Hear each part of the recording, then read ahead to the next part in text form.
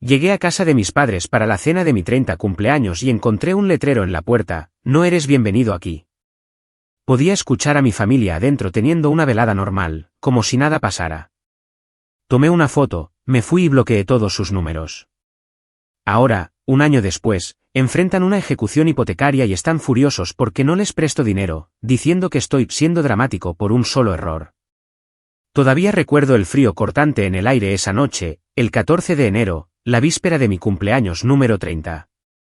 Sostenía una pequeña botella de vino tinto, del bueno, algo que había comprado en una bodega local durante un viaje en solitario que hice para despejar mi mente el año anterior.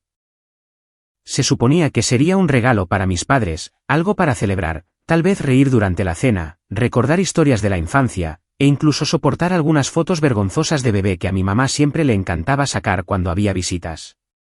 Así es como lo imaginaba, al menos. Una cena tranquila con mi familia, tal vez un pastel al final. Nada grande, simplemente algo normal y reconfortante. Pero cuando entré en su camino de entrada, todo se sentía extraño. No había ningún coche extra estacionado al frente como esperaba. Sin globos, sin luces en la ventana, solo la luz del porche proyectando un amarillo opaco sobre la puerta, como lo había hecho durante las últimas 2 décadas. Me dije a mí mismo que tal vez querían mantenerlo discreto este año. No había pedido nada, solo mencioné qué pasaría después del trabajo. No era como si esperara una fiesta. Entonces lo vi. Una hoja de papel pegada torcidamente en la puerta principal. Solo una línea escrita con un marcador negro grueso: no eres bienvenido aquí.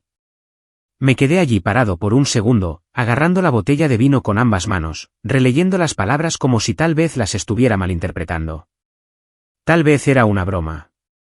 Alguna travesura que podría hacer mi primo más joven. Pero la letra era inconfundible. La cursiva inclinada y dramática de mi madre, con bucles adicionales en la I y la H. Se me cayó el estómago a los pies. Al principio, pensé que estaba alucinando. Seguramente, nadie pone eso en su propia puerta principal. No para su hijo, no en su cumpleaños. Pero entonces lo escuché. Risas. No ecos distantes, no el ruido de la televisión.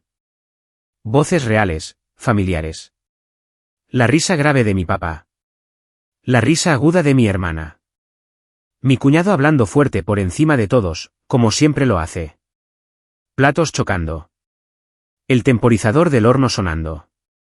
Alguien dijo: pásame el pan. El perro ladró una vez y fue callado de inmediato. Estaban cenando mi cena de cumpleaños sin mí. Mi primer instinto fue tocar, simplemente exigir una explicación, preguntarles qué estaba pasando, qué hice mal. Pero algo en mí, algo viejo y desgastado, me detuvo. Una parte de mí que había visto venir esto en cámara lenta durante años, como un auto desviándose en un estacionamiento helado, llantas girando, nadie al volante. Así que, en cambio, saqué mi teléfono y tomé una foto del letrero. No por mezquindad, sino por necesidad, como prueba de que realmente había sucedido, de que no lo había imaginado.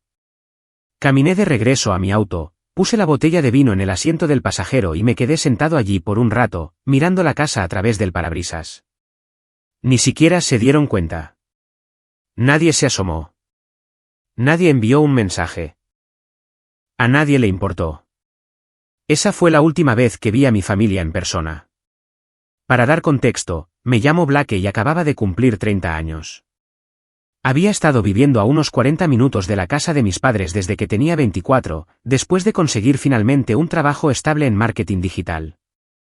Nada llamativo, pero había trabajado duro para conseguirlo. Mi relación con mi familia siempre había sido un poco tensa. Yo era el callado, el hijo del medio atrapado entre una hermana mayor que era la niña de oro, Lauren, y el menor, ruidoso e imprudente, Eric, quien todavía vivía con mis padres a los 27 años y de alguna manera lograba ser el centro de atención cada vez que estábamos todos en la misma habitación. Lauren siempre había sido su orgullo. Se casó a los 23, tuvo 2 hijos a los 28, casa en un buen suburbio, hizo todo bien. Ella y mamá eran como mejores amigas que se enviaban mensajes a diario. Papá la llamaba su pequeña directora ejecutiva. Mientras tanto, yo solo era Blake, el que nunca causaba problemas, el que pagaba su propio alquiler, no pedía ayuda y a quien olvidaban en las cenas familiares más de una vez. Eric, por otro lado, fue rescatado de un arresto por conducir ebrio cuando tenía 25 años y todavía era tratado como un adorable desastre que solo necesitaba tiempo para encontrarse a sí mismo. Yo no era el tipo de persona que necesitaba validación. Al menos, no creía serlo. Pero con los años, todas las pequeñas cosas se acumularon, los cumpleaños olvidados, las llamadas perdidas, el hecho de que mi trabajo, mi vida, nunca fueran lo suficientemente interesantes para hablar de ello. Siempre era yo a quien le pedían traer sillas extra para Acción de Gracias, nunca a quien le preguntaban sobre el trabajo o las relaciones. Una vez llevé a una novia a una barbacoa familiar y mamá la llamó Britney toda la noche. Su nombre era Claire. Aún así, seguía pareciendo porque eran mi familia. Porque pensé que tal vez un día las cosas encajarían. Me verían por quien era, no por quien no era. Así que esa noche, de pie en ese porche, mirando ese letrero, sentí que algo dentro de mí se agrietaba y cambiaba. No era rabia, ni siquiera tristeza, solo un silencio frío y definitivo. Me fui a casa. Bloqueé todos sus números. Uno por uno. Sin mensajes, sin explicaciones, ni siquiera Lauren, quien de todos modos había dejado de comunicarse conmigo hacía meses, demasiado ocupada con su familia real. Borré el chat grupal de la familia. Bajé las pocas fotos enmarcadas que tenía de nosotros en mi apartamento. Fue como realizar un funeral silencioso. Solo yo y los fantasmas. Durante un tiempo, no supe nada. Nadie me buscó. Nadie envió correos electrónicos. Ni cartas, ni señales de humo. Fue como si me hubieran borrado. Y me acostumbré más rápido de lo que pensé. Empecé a dar largas caminatas, cociné más, fui a terapia, construí nuevas rutinas. Incluso me ascendieron. Luego, aproximadamente un año después, casi el día exacto, recibí una solicitud de mensaje en Facebook. Era de una cuenta que no reconocía. La foto de perfil estaba en blanco, pero el nombre era inconfundible. Mi padre. Blake, sé que estás molesto, pero tenemos que hablar. Es urgente. Me quedé mirando el mensaje durante un minuto entero antes de cerrarlo. Mis manos temblaban. No respondí. Ni siquiera lo bloqueé. Simplemente lo dejé colgando allí, como una fruta podrida en un árbol muerto. 2 días después, otro mensaje. Esta vez de Lauren. No sé por qué sigues actuando así. Lo que pasó el año pasado fue un malentendido, pero ahora realmente te necesitamos. Mamá y papá están en problemas. Por favor, contesta. Ese me golpeó diferente. No fue solo el mensaje, fue el tono. Como si yo fuera el problema. Como si yo los estuviera castigando injustamente. Lo leí de nuevo y todo en lo que podía pensar era en ese letrero en la puerta. Las risas. La forma en que ni siquiera notaron que estaba afuera. Una semana después, los mensajes aumentaron. Eric intentó llamar desde un número diferente. Luego mi mamá me envió un correo electrónico desde una cuenta de la iglesia. Estaban en problemas financieros, enfrentando la ejecución hipotecaria de su casa, y necesitaban ayuda. Dinero. Rápido. Aparentemente, Eric había acumulado una deuda a nombre de ellos, y Lauren y su esposo estaban sin fondos debido a algún proyecto de remodelación. Estaban recurriendo a mí, el hijo invisible, el que no era bienvenido. Y ahora estaban furiosos porque no estaba saltando para salvarlos. Empeoró después de eso. Mensajes de texto manipuladores, correos electrónicos largos sobre los lazos familiares y cómo puedes hacerle esto a tu propia madre, incluso un mensaje de voz de mi papá prácticamente gruñendo que estaba siendo dramático por un solo error y que estaba dejando que un rencor arruinara a toda la familia. No borré nada de eso. Lo estaba guardando porque algo en mí había cambiado esa noche en el porche, y no iba a dejar que reescribieran la historia esta vez. Pero lo que no sabían, lo que todavía no saben, es que no solo los estoy ignorando. Estoy planeando algo, y no lo verán venir. No respondí a ninguno de sus mensajes de inmediato. Simplemente los vi llegar uno tras otro, cada uno cargado de culpa, negación y un sentido extrañamente casual de derecho sobre mí. Era como si se hubieran saltado la disculpa y hubieran pasado directamente a la parte en la que se suponía que debía salvarlos. Como si nada hubiera pasado realmente. Como si debiera haber ignorado el hecho de haber sido literalmente excluido de mi propia familia en mi cumpleaños. Como si no tuviera derecho a estar herido. Pero esperé. Esperé a ver si tal vez alguien realmente reconocería lo que hicieron. No rogar, no manipular, solo admitirlo. Nunca lo hicieron. Lauren fue la primera en romper el silencio a lo grande. Apareció en mi apartamento sin avisar, con gafas de sol enormes y sosteniendo uno de esos cafés helados medio derretidos que siempre tomaba cuando las cosas eran estresantes en su vida, como cuando su esposo olvidaba su aniversario o cuando el hijo del vecino entraba en un preescolar mejor que su hija. Ni siquiera sabía cómo había encontrado mi dirección. Sé que estás enojado, dijo en el momento en que abrí la puerta, parada en mi felpudo como si la hubiera ofendido personalmente. Pero esto se está volviendo ridículo. Estás exagerando todo esto desproporcionadamente. Simplemente la miré. Ella miró más allá de mí, hacia el apartamento, como si esperara ver señales de miseria. Una caja de pizza, envases de comida para llevar, tal vez una botella de vino barato y una manta desgastada en el sofá. En cambio, vio una sala de estar ordenada, una pequeña estantería con novelas que realmente leía y el leve aroma a café y limpiador de pino. Había hecho una vida, una pacífica, y creo que eso la desconcertó. ¿Qué quieres, Lauren?, pregunté, con voz baja. Van a perder la casa, dijo, acercándose como si estuviéramos retomando una discusión de hermanos de la infancia. Eric metió la pata. Mamá y papá están asustados. Y ahora me culpan a mí por no hacer más porque no quise sacar una segunda hipoteca. Pero tengo 2 hijos, Blake. Tú ni siquiera tienes. No sigas, dije bruscamente. Ella se calló por un segundo. Ni siquiera estuviste en la cena, dije, todavía sosteniendo la puerta. La noche de mi cumpleaños. Tú no estabas allí, pero tampoco llamaste. No preguntaste por qué no estaba allí. Pensé que tal vez habías cancelado. Lauren. Miró hacia otro lado y su voz se volvió plana. Mamá dijo que no querías venir. Ahí estaba. La mentira. Tan fácil. Tan ensayada. ¿Y le creíste?, pregunté. Después de 30 años de ser ignorado, dejado de lado, excluido. Después de todas las veces que aparecí, te apoyé, te respaldé, ¿realmente pensaste que simplemente te planté en mi cumpleaños? Se cruzó de brazos. Mira, no estoy aquí para pelear. Solo estoy tratando de arreglar esto. Somos familia, Blake. Dejé que eso quedara en el aire por un momento, luego di un paso atrás y cerré silenciosamente la puerta en su cara. Se fue sin volver a llamar. Pasaron 2 semanas. Más correos electrónicos, más mensajes de texto. Mi papá envió uno que decía, no quisimos ser crueles. Fue solo un momento difícil y no queríamos drama esa noche. Necesitábamos paz. Ese se me quedó grabado. Necesitábamos paz. Como si mi presencia interrumpiera su paz. Como si yo fuera la tormenta. El siguiente punto de inflexión llegó cuando me encontré con mi tío, el hermano menor de mi mamá, en una cafetería del centro. No había visto al tío Pete en más de un año, pero siempre le caí mejor que a los demás. Charlamos brevemente, cosas triviales en su mayoría, hasta que mencionó la ejecución hipotecaria.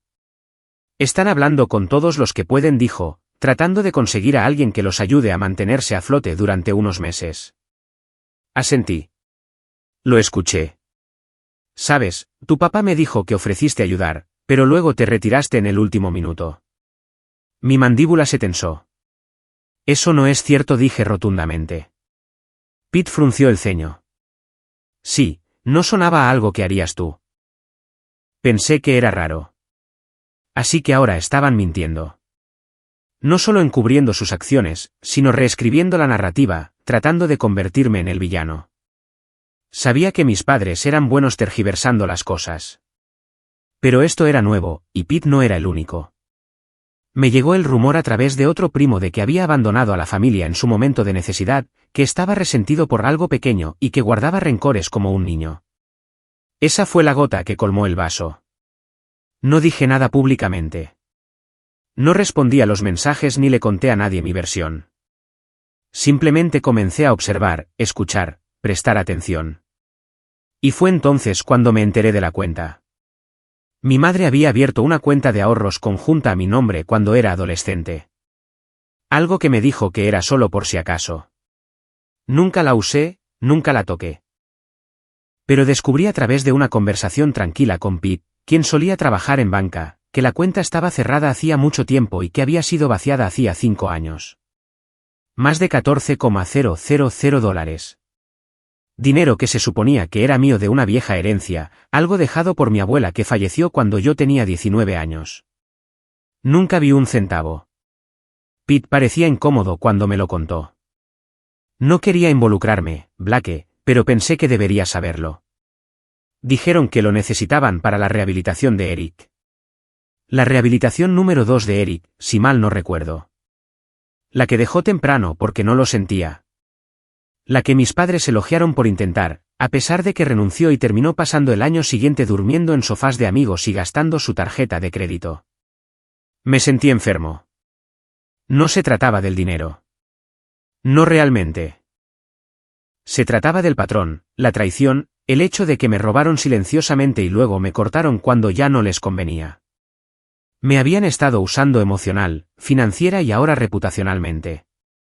Y cuando finalmente dejé de dar, actuaron como si yo fuera el que les dio la espalda. Guardé todo. Capturas de pantalla, correos de voz, copias de los estados de cuenta antiguos que Pete me ayudó a rastrear. Comencé a documentar cosas, no por paranoia, sino por preparación. Porque no iba a seguir interpretando el papel que me asignaron. Luego vino la traición que destrozó la última parte de mí que todavía estúpidamente esperaba que cambiaran. Fue un domingo por la tarde cuando recibí el mensaje. No de Lauren, no de mis padres, sino de Claire. Sí, esa Claire, mi ex. A la que llamaron Britney durante toda esa barbacoa. La que terminó las cosas hace 2 años porque dijo que no quería casarse y entrar en mi familia. No habíamos hablado desde entonces. Su mensaje fue breve, frío y devastador. Tu mamá se puso en contacto conmigo. Dijo que estás perdiendo el control, y me preguntó si consideraría hablar contigo, tal vez ayudarte a entrar en razón. Le dije que no me contactara de nuevo. Solo pensé que debería saberlo. No sé cuánto tiempo miré la pantalla. Mi madre se había puesto en contacto con mi exnovia a mis espaldas, le dijo que estaba perdiendo el control, e intentó manipularla para que se involucrara emocionalmente conmigo de nuevo para... ¿Qué? Sacarme de mi berrinche. Arrastrarme de vuelta al redil. Sentí que no podía respirar. Fue humillante. Fue intrusivo. Y fue la violación más grotesca de mi privacidad que jamás había experimentado. Ella no solo había cruzado una línea. Había derribado una pared. ¿Y para qué? Porque no abría mi billetera. Porque me negaba a ser su red de seguridad. Esa noche, me senté en mi escritorio y abrí un documento en blanco. En la parte superior, escribí, dijeron que estaba siendo dramático por un solo error. Y debajo, comencé a escribir cada momento, cada cita, cada recuerdo, cada mentira. Expuse todo con detalles claros. Fechas, registros bancarios, nombres, mensajes de texto. No era por venganza. Aún no. Era por claridad. Porque cuando llegara el momento y sabía que llegaría, no iba a simplemente alejarme. Iba a asegurarme de que nunca olvidaran lo que hicieron. Durante unas 2 semanas después del mensaje de Claire, no pude dormir. Me acostaba en la cama con las luces apagadas y miraba el techo, mi mente girando como un disco rayado atrapado en un bucle. Seguía repitiendo cada momento de esa noche en el porche. El letrero, las risas, la calidez detrás de las ventanas a las que nunca fui invitado. Luego los correos electrónicos, las acusaciones, las narrativas de falsas víctimas que estaban difundiendo. Y ahora esto. Mi propia madre contactando a una ex con la que no había hablado en 2 años, diciéndole que estaba perdiendo el control. No estaba perdiendo el control. Estaba despertando. Pero en ese momento, no se sentía como fuerza. Se sentía como una caída libre. No se lo dije a nadie. Ni a mis compañeros de trabajo. Ni a los pocos amigos con los que todavía mantenía contacto. Ni siquiera a mi terapeuta. Al principio, simplemente me apagué. Entré en modo piloto automático. Despertar, ducharme, comer algo pequeño, viajar al trabajo, trabajar, sonreír cortésmente en las reuniones, reír cuando alguien hacía un chiste malo sobre hojas de cálculo, responder correos electrónicos como si nada estuviera mal. Siempre había sido bueno para pasar desapercibido. Me criaron para serlo. Aprendes temprano cuando eres el ignorado. Cómo doblarte para hacerte pequeño. Cómo ocupar solo el espacio suficiente para ser tolerado, no lo suficiente para ser una carga. Pero eventualmente, esa habilidad de supervivencia comienza a sentirse como un ataúd. Una noche, me quedé hasta tarde en la oficina. No porque tuviera que hacerlo, sino porque no quería ir a casa. Mi apartamento se había vuelto demasiado silencioso. Demasiado quieto. Se sentía como una sala de espera en la que había estado sentado durante años, esperando que alguien finalmente cruzara la puerta con respuestas. En cambio, todo lo que tenía era una cena fría y esa estúpida botella de vino que todavía no había abierto por mi cumpleaños. Estaba en el mostrador como un recuerdo cruel. Recuerdo haberme desplomado sobre mi escritorio, el brillo del monitor iluminando mis ojos cansados, y simplemente susurrar, ¿por qué no fui suficiente? Fue la primera vez que lo dije en voz alta. No se trataba solo del cumpleaños o del letrero, ni siquiera del dinero que tomaron a mis espaldas.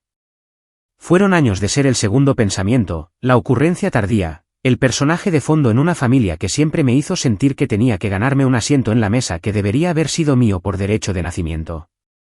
Y ahora querían ayuda. No porque vieran mi valor, sino porque veían mi billetera.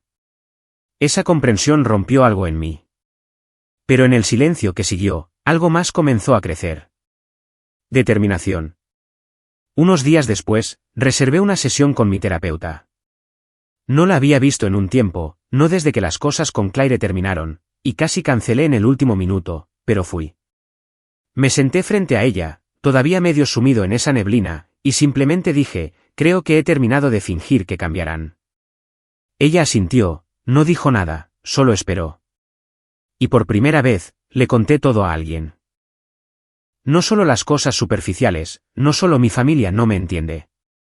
Le conté sobre el letrero en la puerta, la herencia robada, las mentiras que estaban difundiendo, Claire, los mensajes, los viajes de culpa, todo.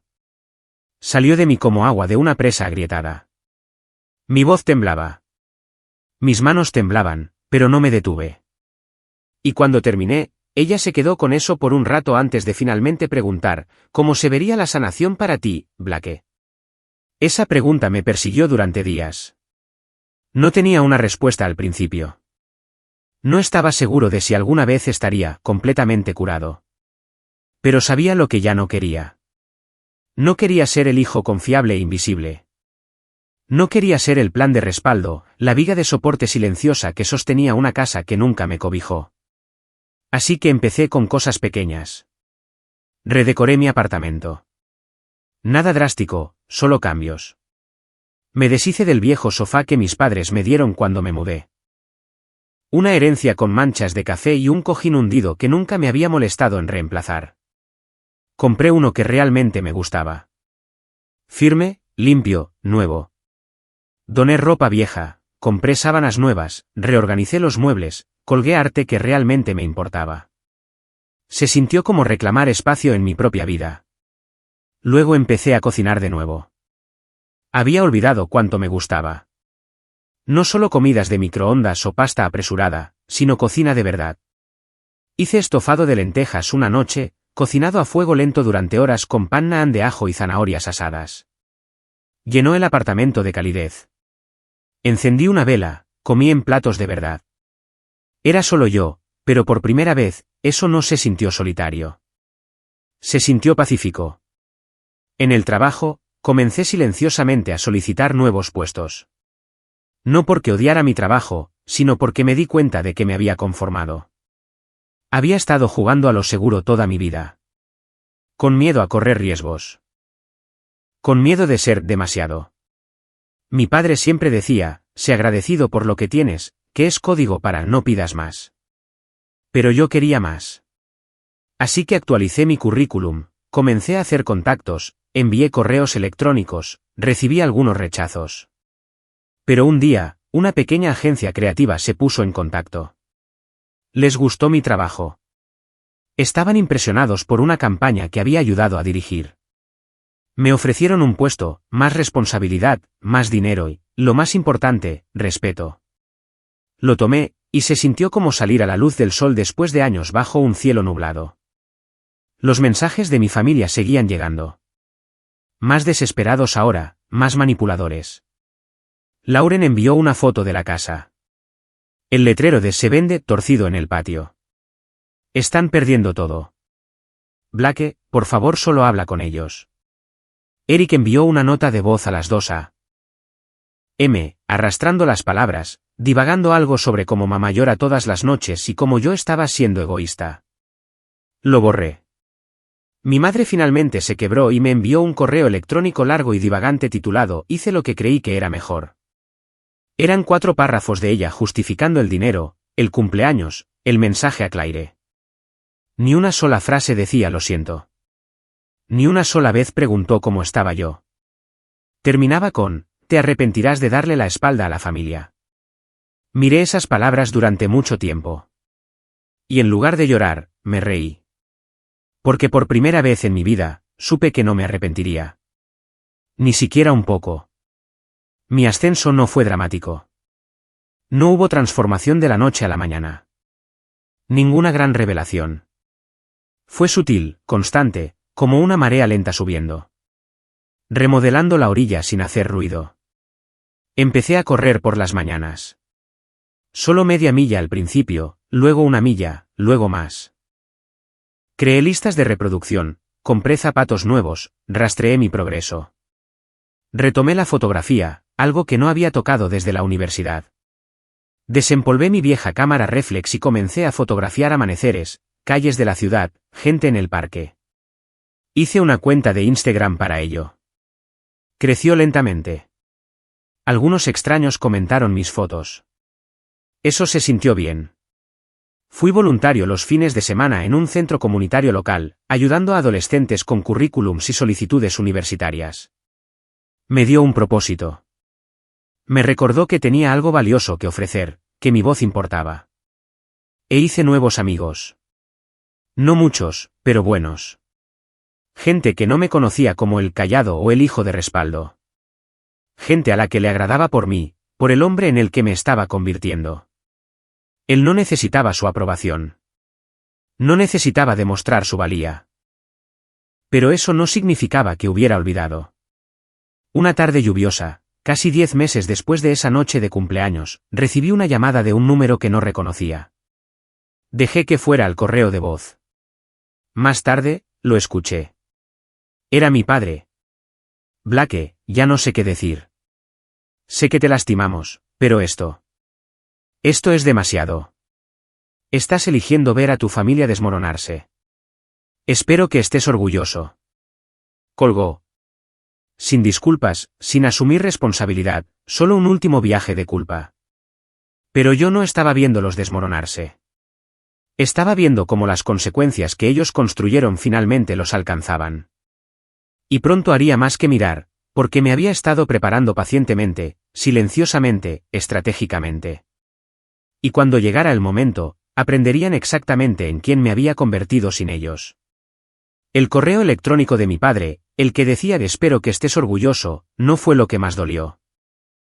Lo que dolió fue lo predecible que era. Porque incluso después de todo, después del desaire de cumpleaños, el robo de la herencia, la mentira a Claire, los chismes que difundieron, todavía pensaban que podían controlar la narrativa. Todavía me veían como el mismo viejo Blake, el hijo de fondo, el invisible, el que eventualmente cedería, el que siempre hacía lo correcto incluso si eso significaba sangrar en silencio para la comodidad de los demás. Esa versión de mí había desaparecido. Y ahora no solo estaba reconstruyendo. Me estaba preparando. Porque cuando personas así caen, siempre buscan a alguien a quien culpar, a alguien a quien arrastrar con ellos.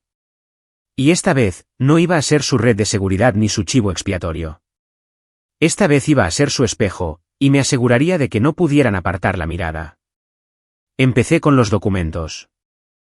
Pete, el tío Pete, el único hombre honesto que quedaba en nuestra órbita, me había ayudado a desenterrar los viejos registros bancarios hacía un tiempo.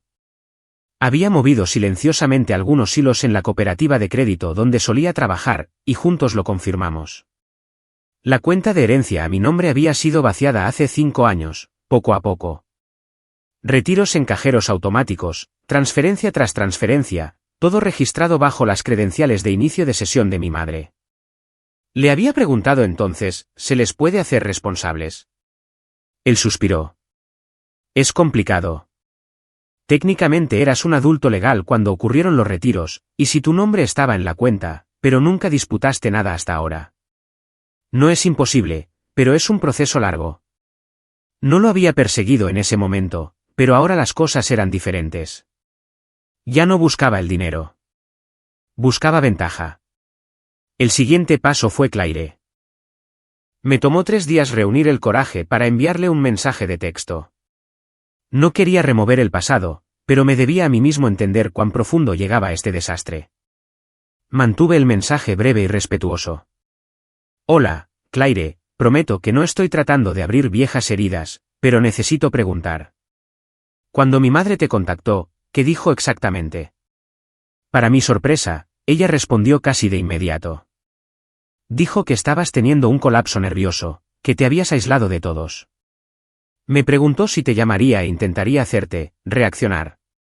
Hizo que sonara como si estuvieras cayendo en espiral hacia un lugar oscuro. Dijo que temía por tu salud mental. Me quedé en shock, Blake. Sabía que las cosas terminaron mal, pero nunca pensé que tu mamá llegaría tan lejos. Me quedé con eso durante mucho tiempo. No solo habían manchado mi nombre a puerta cerrada. Estaban usando la preocupación como arma, tejiendo mentiras sobre mi salud mental para manipular a las personas a mi alrededor. No era solo cruel, era peligroso. Le agradecí a Claire. Le dije que apreciaba su honestidad. Y luego guardé el mensaje, más documentación, más piezas para el rompecabezas que estaba construyendo. Pasé el mes siguiente recopilando. Comencé con correos electrónicos antiguos, mensajes de Lauren, mis padres, incluso algunos de Eric a lo largo de los años. Ataques pasivo-agresivos sobre cómo siempre has sido demasiado sensible o nunca colaboraste realmente como el resto de nosotros. Los organicé en carpetas, capturas de pantalla de hilos, mensajes de voz etiquetados. Luego fui más profundo. Pete me presentó a una amiga abogada, Maggie, que se especializaba en disputas financieras y asuntos patrimoniales familiares. Me reuní con ella un sábado por la tarde en una pequeña y tranquila oficina en el centro, le entregué una unidad USB y le expliqué todo. Ella escuchó, hizo preguntas, tomó notas. Cuando terminé, se recostó y dijo, puede que no hayan cometido fraude en el sentido criminal, pero esto es un patrón de explotación financiera, especialmente si podemos probar coerción o tergiversación. Si nada más, es civil. Y francamente, es moralmente corrupto. Esa palabra coerción resonó en mi pecho como una llave en una cerradura, porque eso es lo que habían hecho durante años. Con culpa, con silencio, con control disfrazado de cuidado. Y ahora estaban tratando de hacerlo de nuevo. Solo que esta vez, era yo quien sostenía la puerta. Maggie me dijo que teníamos opciones. Ya sea que quieras demandar o no, dijo, tienes un caso. Podrías hacerlo público. Podrías presentar una reclamación. Incluso podrías acercarte al banco por uso indebido de identidad dependiendo de lo que encontremos. Pero primero, te sugiero que esperes un poco con esto. Déjalos seguir hablando. Deja que te muestren quiénes son cuando piensan que todavía estás callado. Y así lo hice. Esperé. Y como si fuera una señal, comenzaron a entrar en pánico más fuerte. Lauren llamó de nuevo. Dejé que fuera al correo de voz. Esta vez, su voz temblaba. Blake, lo siento. De acuerdo, lo siento. No sabía lo de la cuenta. No sabía lo del letrero. Simplemente. He tenido tanto encima, los niños, el trabajo, todo. Mamá y papá se están desmoronando. Están peleando todo el tiempo. Eric amenaza con mudarse. Podrían perder la casa. Por favor, solo habla con ellos. Por favor. Luego, después de una pausa, agregó, tú no eres tan frío. Este no eres tú. Pero era yo. No frío, solo despierto. Ya no era el que sostenía la cuerda mientras jugaban al tira y afloja con mi dignidad. 2 semanas después, recibí una llamada de un número que no reconocía. Respondí esta vez por curiosidad. ¿Es usted Blake Sanders? Sí. Soy el oficial Radley del Departamento de Policía del Condado. Recibimos un informe de un tal señor Eric Sanders de que usted ha estado amenazando a la familia. Enumeró su número y correo electrónico y dijo que ha estado enviando mensajes de acoso. ¿Tiene un momento para hablar conmigo? Se me cayó el estómago a los pies. Por un breve segundo, el viejo miedo volvió a inundarme, el instinto de encogerme, de disculparme, de suavizar las cosas. Pero me contuve. No, oficial. No he contactado a mi hermano en más de un año. Tengo documentación de toda la comunicación. Estaría feliz de compartir eso con usted. El oficial hizo una pausa. Bueno, eso es útil. Honestamente, su declaración fue débil, pero teníamos que hacer un seguimiento. ¿Le importaría enviar lo que tenga? ¿Lo hice? Cada correo electrónico, cada mensaje de voz, cada mensaje no devuelto, cada captura de pantalla que mostraba que ellos habían sido los que me acosaban, no al revés. Nunca volví a saber del oficial Radley, pero el mensaje era claro. Eric había intentado escalar las cosas. Tal vez por despecho, tal vez por desesperación, tal vez porque alguien, probablemente mi padre, le había dicho que lo hiciera. Y ahora jugaron su mano. No solo estaban desesperados. Eran peligrosos. Lo que significaba que era hora de que yo dejara de jugar a la defensiva. Llamé a Maggie. Quiero seguir adelante, le dije. No solo legalmente. Quiero asegurarme de que no puedan volver a hacerme esto a mí ni a nadie más. Ella me ayudó a redactar una carta de cese y desista.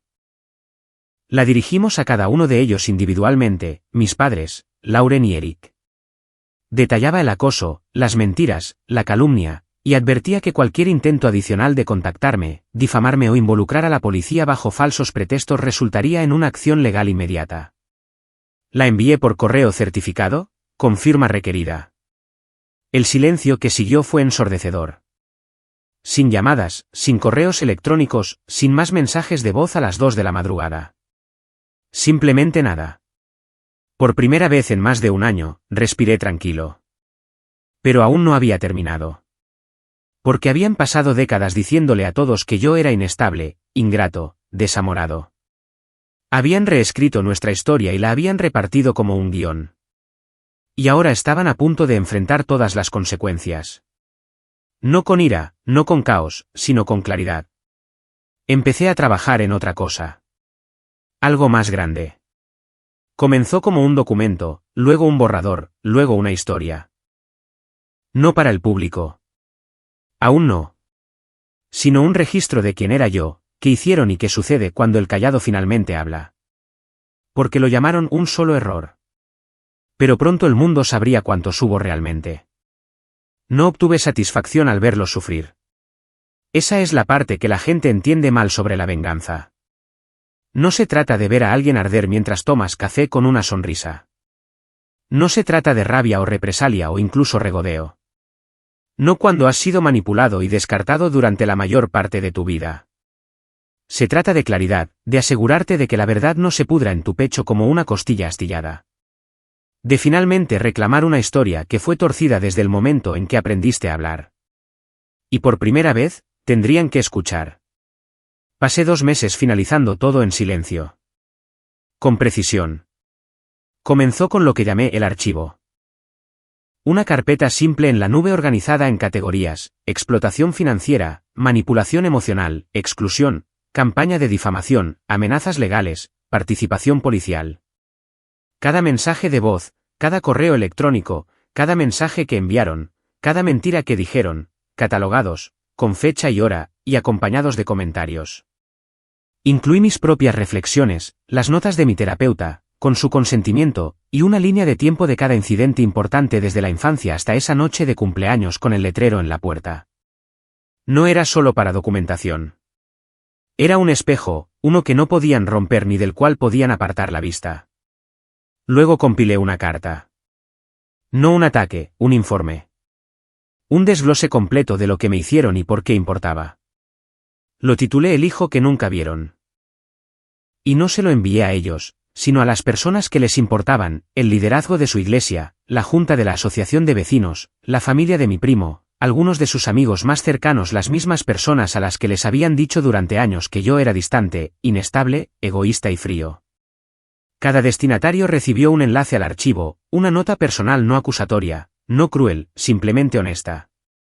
Comparto esto no para avergonzar a nadie, sino para contar la historia que nunca han permitido que se escuche. He permanecido en silencio por miedo y respeto. Ese silencio casi me rompe. No les pido que tomen partido. Solo les pido que lean. El impacto fue inmediato. No supe de mis padres directamente. Por supuesto, eso era de esperarse. Pero Pete me envió un mensaje de texto a la mañana siguiente. Pete, Blake, lo que enviaste. La gente está hablando. La junta de la iglesia está furiosa. Algunas amigas de mamá se están distanciando. Algunos no tenían idea sobre la herencia o lo del cumpleaños. Una señora dijo que los conoce desde hace 20 años y nunca los escuchó mencionar una sola vez que tenías un trabajo. Casi me reí. 20 años. Y de alguna manera seguía siendo invisible incluso cuando no estaba en la habitación. Pero ahora no podían fingir que yo no existía. Mi historia estaba fuera, sin filtros, incontrolable, y se extendió. 2 semanas después de que saliera el archivo, recibí una carta de su iglesia. Era formal, pero podía sentir la emoción detrás de ella. Me agradecieron por mi vulnerabilidad, expresaron preocupación y dijeron que se habían puesto en contacto con mis padres en privado para ofrecer asesoramiento. Un miembro de la junta incluso me envió un correo electrónico personalmente y dijo, no tenía idea. Lamento el papel que el silencio pudo haber jugado en esto. Las consecuencias crecieron como una bola de nieve. Los viejos amigos de Eric, algunos de los cuales eran conexiones mutuas de la universidad, comenzaron a comentar en Facebook. Cosas sutiles, citas vagas, nada directo, pero yo sabía. Y lo más importante, ellos sabían que su red social se estaba deshilachando. La gente estaba mirando ahora, susurrando. Ya no eran la familia amada con el hijo del medio problemático que nunca visita. Eran los padres que dejaron a su hijo fuera en su cumpleaños, drenaron su herencia y luego difundieron rumores sobre su salud mental cuando se negó a salvarlos. Lauren fue la primera en quebrarse. Apareció en mi nuevo apartamento. Me había mudado un mes antes y no le había dicho a nadie dónde. Todavía no sé cómo encontró la dirección, pero allí estaba, con el delineador corrido, el cardigan aferrado a ella como una armadura, su voz tensa y temblorosa. Has destruido todo, siseó antes de que yo siquiera abriera la puerta por completo. No respondí.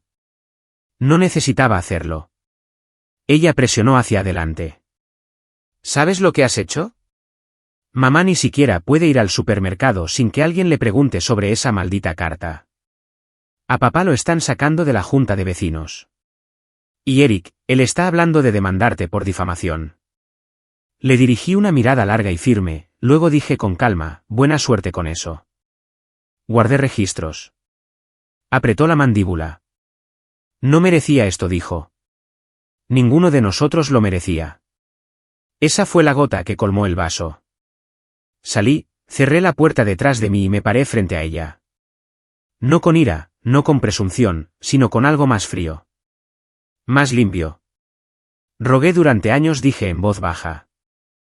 Por reconocimiento, por espacio, por una pizca de decencia. Les di a todos oportunidad tras oportunidad. Nunca arremetí, nunca tomé represalias. Incluso seguí apareciendo, esperando que tal vez algún día alguien me viera. Di un paso más cerca. Ustedes crearon esto. Todos ustedes. Con cada mentira, cada silencio. Cada vez que ponían los ojos en blanco y decían que estaba siendo dramático. No te importaba yo, Lauren. Te importaba la versión de mí que podías controlar. El que se quedaba callado y recogía los pedazos. Sus ojos se vidriaron. Estábamos tratando de proteger a la familia. No, dije, con la voz endurecida. Estaban tratando de proteger la imagen de la familia. Ella no respondió. No podía. Y antes de que pudiera lanzarse en otra diatriba, le entregué un sobre. Dentro había una carta formal de Maggie, la abogada. Detallaba mi intención de buscar el reembolso legal por la herencia drenada. Citaba números de cuenta, registros de transacciones y estatutos legales que describen la explotación de activos financieros sin consentimiento. La carta terminaba con una opción: llegar a un acuerdo privado o vamos a la corte. Lauren no dijo otra palabra. Simplemente se fue. 3 meses después, recibí un pago. $14,000. Sin disculpas, sin reconocimiento, solo un cheque en el correo de una cuenta conjunta a nombre de mis padres con la nota: acuerdo. No se trataba del dinero. Nunca lo fue. Pero fue la primera vez que se vieron obligados a devolver algo. Y con eso, la cuerda que había llevado alrededor de mi cuello durante 30 años finalmente se rompió. Tomé el cheque, lo deposité y transferí la mitad a un fondo de becas local con el que había estado trabajando. El mismo que ayudaba a niños que, como yo, habían escuchado que no eran suficientes por parte de las personas que deberían haberlos levantado. La otra mitad la usé para hacer un viaje. No unas vacaciones, un reinicio. Me fui a una cabaña tranquila en las montañas. Sin señal, sin ruido, solo árboles, silencio y paz. El tipo de paz que nunca supe que existía. Y en la última noche allí, abrí esa misma botella de vino que había llevado a la casa de mis padres para mi cumpleaños número 30, la que había permanecido cerrada durante 1 año y medio.